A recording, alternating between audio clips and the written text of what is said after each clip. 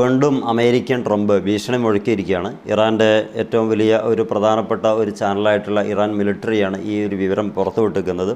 Trump says change of government in Iran would be the best thing that could happen.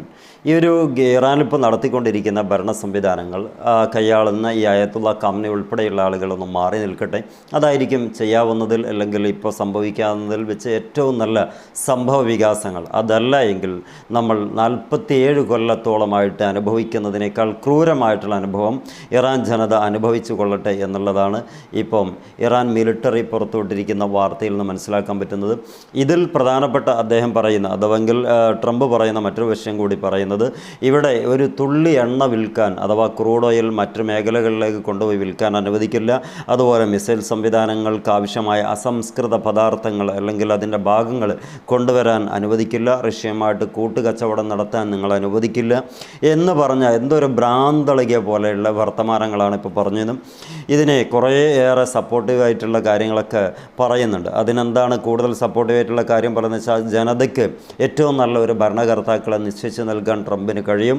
അതുമാത്രമല്ല, എനിക്ക് സ്വർഗം കിട്ടണമെന്ന് ആഗ്രഹിക്കുന്നു. ഒട്ടനേകം ആളുകൾക്ക് ഞാൻ നന്മ ചെയ്തു കൊടുത്തിട്ടുണ്ട്.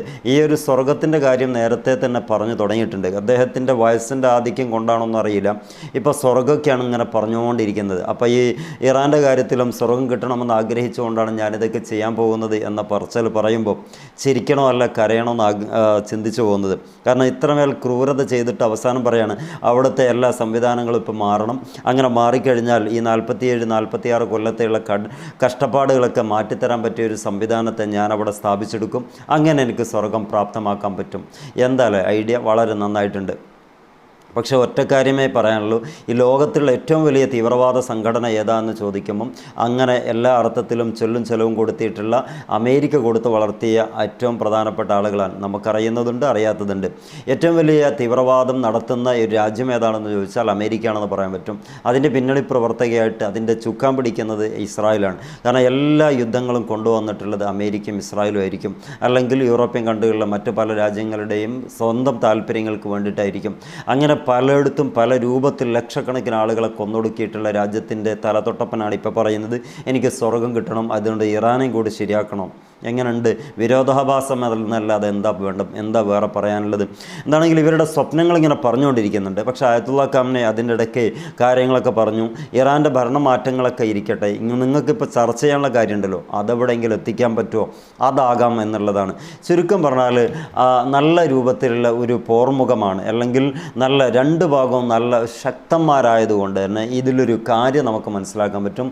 പെടുന്നനെ ഒരു ആക്രമണം അഴിച്ചുവിടാനൊന്നും ട്രംപിന് സാധിക്കില്ല.